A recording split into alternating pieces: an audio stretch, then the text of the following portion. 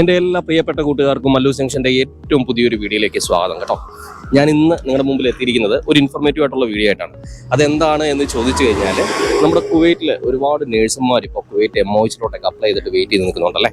അപ്പോൾ അവർക്ക് ഇപ്പോൾ പ്രസൻ്റ്ലി 2024 അവർക്ക് കിട്ടുന്ന സാലറി എത്രയാണെന്ന് അറിയാനായിട്ട് അവർക്ക് താല്പര്യം ഉണ്ടാവും. കാര്യം ഒരുപാട് പേർക്ക് ജോബ് ഓഫർ ലെറ്ററും കാര്യങ്ങളൊക്കെ വന്നു. അപ്പോൾ എത്രയാണ് അവരുടെ സാലറി ഈ 2024 ഗവൺമെൻറ്, അതായത് മിനിസ്ട്രി പ്രൊവൈഡ് ചെയ്യുന്ന സാലറി എത്രയാണെന്നാണ് ഈ വീഡിയോയിലൂടെ ഞാൻ നിങ്ങളുമായിട്ട് ഷെയർ ചെയ്യാനായിട്ട് ആഗ്രഹിക്കുന്നത്. അപ്പോൾ വീഡിയോ അവസാനം വരെ കാണുക. ഇഷ്ടപ്പെട്ടാൽ ലൈക്ക് ചെയ്യാനും സബ്സ്ക്രൈബ് ചെയ്യാനും മറക്കരുത് കേട്ടോ. നിങ്ങൾ ആദ്യമായി കുവൈറ്റിലേക്ക് വരുന്ന ഒരു നേഴ്സ് ആണെങ്കിൽ നിങ്ങളുടെ മനസ്സിലേക്ക് ഒരുപാട് ക്വസ്റ്റ്യൻസ് ഉണ്ടാവും. MOH ജോലി ചെയ്യുന്ന നേഴ്സുമാർക്ക് കിട്ടുന്ന സാലറി എത്രയാണെന്നും, അല്ലെങ്കിൽ BSc GNM എന്നിവയിൽ സാലറിയിൽ എന്തെങ്കിലും വ്യത്യാസമുണ്ടോ, നമുക്ക് ഈ ജോലി ചെയ്യുന്നതിനിടയ്ക്ക് ഓവർ ടൈം ആയിട്ട് നമുക്ക് എന്തെങ്കിലും സാലറിയിൽ എന്തെങ്കിലും കൂടുതൽ കിട്ടുന്നുണ്ടോ, നമുക്ക് താമസ സൗകര്യം മിനിസ്ട്രി പ്രൊവൈഡ് ചെയ്യുന്നുണ്ടോ എന്നിങ്ങനെയുള്ള ഒരുപാട് സംശയങ്ങൾ തീർച്ചയായിട്ടും നിങ്ങളെ അലട്ടുന്നുണ്ടാവും. ഈ വീഡിയോ നിങ്ങൾ മുഴുവനായിട്ട് കാണുന്നതിലൂടെ ആ സംശയങ്ങൾക്ക് വിരാമമാകും എന്ന പ്രതീക്ഷയോടെ നമുക്ക് നേരെ നമ്മുടെ വീഡിയോയിലേക്ക് കിടക്കാം അല്ലേ. വീഡിയോയിലേക്ക് കിടക്കുന്നതിന് മുമ്പ് ഒരു കാര്യം പറയാൻ മറന്നുപോയി. നമ്മുടെ ചാനൽ നിങ്ങൾ ആദ്യമായിട്ടാണ് കാണുന്നതെങ്കിൽ നിങ്ങൾ തീർച്ചയായിട്ടും ഒന്ന് സബ്സ്ക്രൈബ് ചെയ്യാൻ മറക്കരുത് കേട്ടോ. ആ തൊട്ടടുത്തുള്ള ബെല്ലൈക്കൻ കൂടി നിങ്ങൾ പ്രസ് ചെയ്യുകയാണെങ്കിൽ ഞാനിടുന്ന വീഡിയോസ് പെട്ടെന്ന് തന്നെ നിങ്ങളിലേക്ക് എത്തുന്നതാണ്. അപ്പോൾ നിങ്ങളുടെ വിലയേറിയ അഭിപ്രായം കമൻ്റായിട്ടും കൂടെ നമ്മൾ അറിയിക്കാൻ മറക്കരുത് കേട്ടോ. ടൈറ്റിലും തമ്പനയിലും കണ്ട പോലെ തന്നെ ഇന്നത്തെ നമ്മുടെ വീഡിയോയിൽ നമ്മൾ പറയുന്നത് കുവൈറ്റിൽ MOHൽ ജോലി ചെയ്യുന്ന, അതായത് 2024 ജോയിൻ ചെയ്യുന്ന ആളുകൾക്ക് MOHൽ കിട്ടുന്ന സാലറിയുടെ ഡീറ്റെയിൽസിനെ കുറിച്ചിട്ടാണ്. GNMവും BScയുമായിട്ട് കമ്പയർ ചെയ്ത് നോക്കുമ്പോൾ 100 KD ഡിഫറൻസ് സാലറിയിൽ വരുന്നുണ്ട്. ഏകദേശം GNM ഒരു നേഴ്സാണ് നിങ്ങളെങ്കിൽ നിങ്ങൾക്ക് കിട്ടുന്ന ഒരു ബേസിക് ശമ്പളം എന്ന് പറയുന്നത് 600 മുതൽ 650 KD വരെ ആയിരിക്കും. നിങ്ങളുടെ സാലറി അനുസരിച്ച് ഇതിൽ ചെറിയ മാറ്റങ്ങൾ വരാൻ സാധ്യതയുണ്ട്. എങ്കിലും നിങ്ങൾക്ക് ഈ ഒരു സാലറി നിങ്ങൾക്ക് പ്രതീക്ഷിക്കാം. ഈവൻ നിങ്ങൾക്കൊരു 5 year എക്സ്പീരിയൻസ് മുകളിലുള്ളവരാണെങ്കിൽ ഒരു 700 വരെയൊക്കെ സാലറി വരാൻ സാധ്യതയുണ്ട്. അതുതന്നെ നിങ്ങൾ BSc ആണെങ്കിൽ ഒരു 100 KDയും കൂടെ പ്ലസ് ആഡ് ചെയ്തിട്ട് ഇതിലേക്ക് വരും. അതായത് ഒരു 700-750 ദിനാറോളം ശമ്പളം നിങ്ങൾക്ക് പ്രസൻ്റ്ലി MOHൽ ജോലി ചെയ്യുന്ന നേഴ്സുമാർക്ക് പ്രതീക്ഷിക്കാം. അപ്പോൾ നിങ്ങൾക്ക് ഓഫർ ലെറ്ററും കാര്യങ്ങളൊക്കെ കിട്ടുമ്പോൾ അതിൻ്റെ അകത്ത് കൊടുത്തിരിക്കുന്ന സാലറി എന്ന് പറയുന്നത് ഈ പറഞ്ഞ അലവൻസോ മറ്റുള്ള കാര്യങ്ങളെല്ലാം കൂടെ കൂട്ടിയിട്ടുള്ള ഒരു സാലറി ആയിരിക്കും. ഒരു ബേസിക് സാലറി ഉണ്ടായിരിക്കും, അതിനോടൊപ്പം തന്നെ അതിനോടനുബന്ധിച്ചിട്ടുള്ള അലവൻസും കാര്യങ്ങളും അതിൻ്റെ അകത്ത് പ്രത്യേകം അവർ മെൻഷൻ ചെയ്തിട്ടുണ്ടാവും.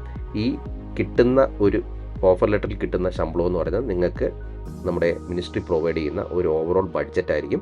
ഇതിൽ കൂടാനും കുറയാനും സാധ്യതയുണ്ട്. നിങ്ങൾക്ക് കിട്ടുന്ന ജോലി ചെയ്യാനായിട്ട് കിട്ടുന്ന ഹോസ്പിറ്റൽ അല്ലെങ്കിൽ ആ കിട്ടുന്ന ഡിപ്പാർട്ട്മെൻറ്റ് ബേസ് ചെയ്തിട്ട് നിങ്ങളുടെ സാലറിയിൽ ചിലപ്പോൾ മാറ്റം വരാനായിട്ട് സാധ്യതയുണ്ട്.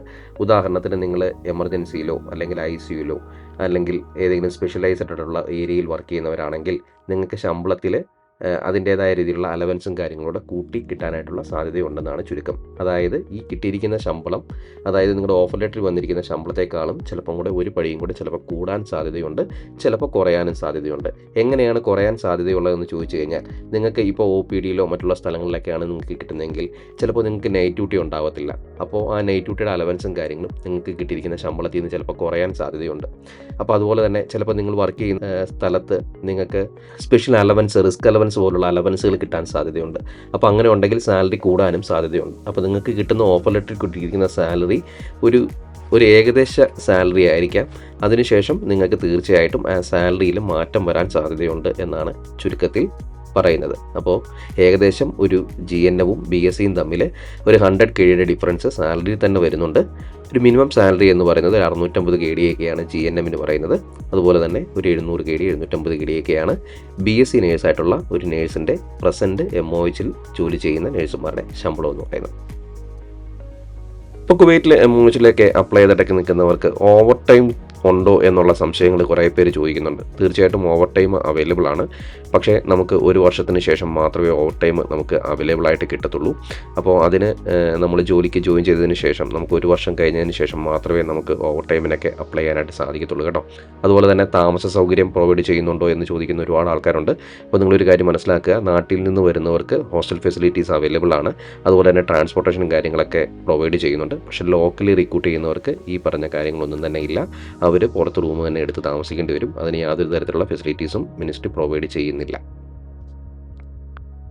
തീർച്ചയായിട്ടും കുവൈറ്റ് പോലുള്ള രാജ്യത്തേക്ക് നല്ലൊരു ജോലി ആഗ്രഹിക്കുന്നവരാണ് നിങ്ങളെങ്കിൽ നിങ്ങൾ ഈ ഒരു അവസരത്തെ നിങ്ങൾ വേണ്ട വിധത്തിൽ വിനിയോഗിക്കുക. അപ്പോൾ കുവൈറ്റ് MOHലോട്ടുള്ള നേഴ്സുമാരുടെ സാലറിയെക്കുറിച്ചിട്ടുള്ള ഒരു ഡീറ്റെയിൽ വീഡിയോ ആണ് ഈ വീഡിയോയിൽ നിങ്ങൾ കണ്ടത്. ഈ വീഡിയോ നിങ്ങൾക്ക് ഉപകാരപ്പെട്ടു എന്ന് ഞാൻ വിശ്വസിക്കുന്നു. മറ്റൊരു വീഡിയോയിൽ നമുക്ക് വീണ്ടും കാണാം. ഇന്നത്തെ നമ്മുടെ വീഡിയോ ഇവിടെ വൈൻഡപ്പ് ചെയ്യാൻ നേരമായി. മറ്റൊരു വീഡിയോയിൽ നമുക്ക് വീണ്ടും കാണാം. അതുവരയ്ക്കും എൻ്റെ എല്ലാ പ്രിയപ്പെട്ട കൂട്ടുകാർക്കും ബൈ.